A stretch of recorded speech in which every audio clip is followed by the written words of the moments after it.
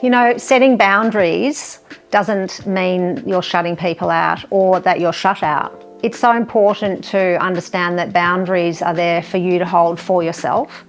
I think there's a bit of a misunderstanding about holding boundaries on other people, but really we want to represent what our boundaries are, and we want to be able to live within those boundaries and hold ourselves accountable to our own boundaries. It's difficult to hold a boundary against someone or on someone, or ask them to hold a boundary for you, which is very common in couples. And you know, I have to say, unfortunately, I think you're going to be let down a lot if you're expecting the other person to hold a boundary that you're requesting of them.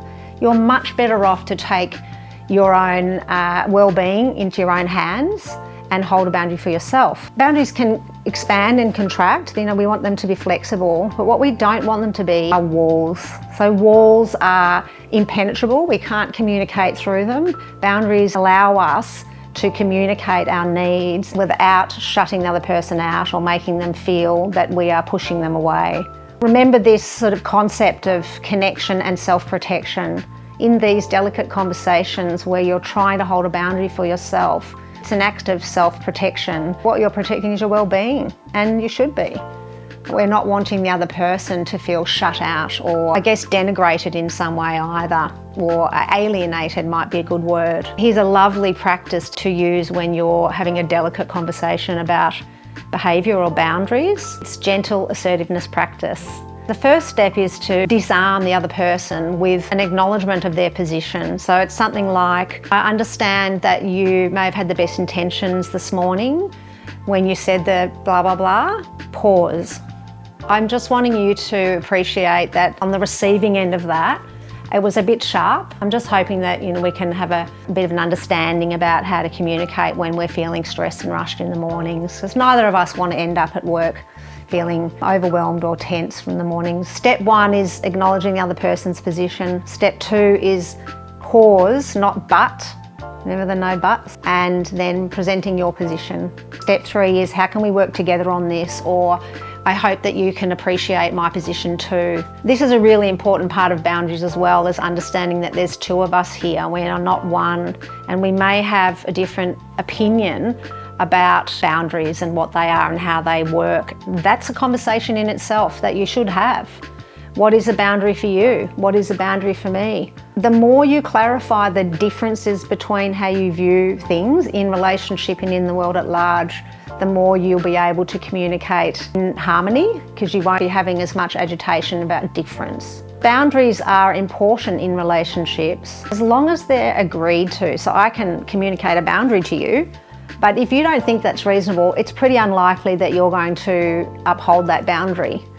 We're really wanting the conversation of boundaries to have cohesion and unity.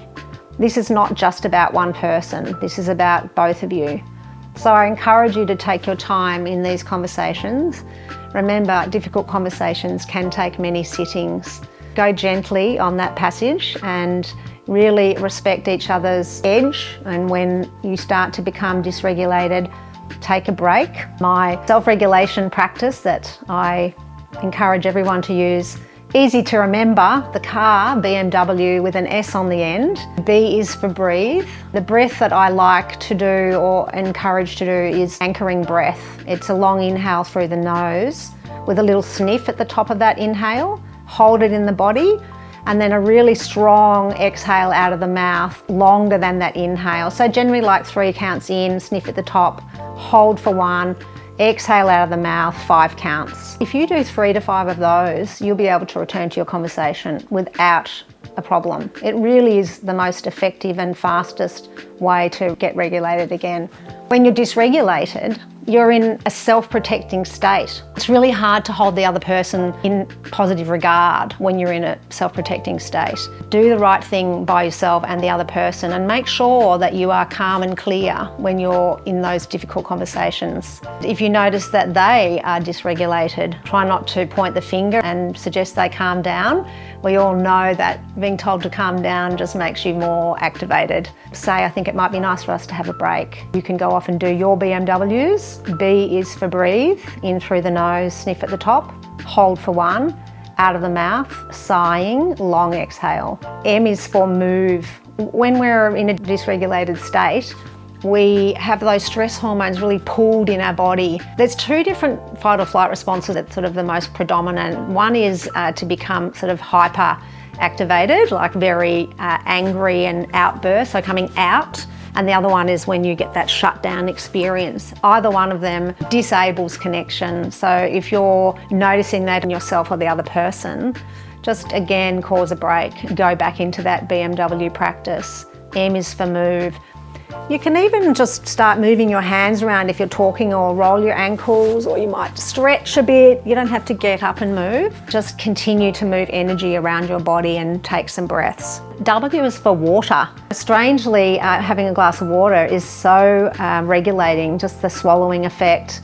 If you're really heightened, you can go into the bathroom and wash your hands under the tap, cold water on the wrists. Even more heightened, feeling quite anxious and feeling in that red zone. Water back of the neck, on the face. This really starts to bring your nervous system back into connection. So we have those two different states, connection and self-protection.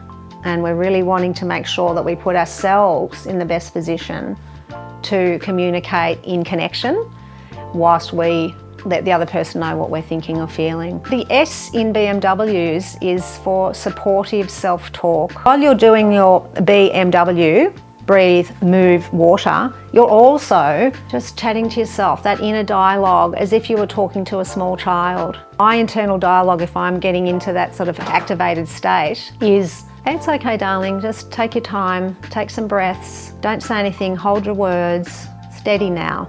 Really helpful to have. Even notice my voice tone is really softened. I'm not angry at myself for being anxious. I'm definitely not thinking about the other person that they've made me like this. My dysregulation has happened in me, and it's for me to tend to. It's no one else's responsibility but mine.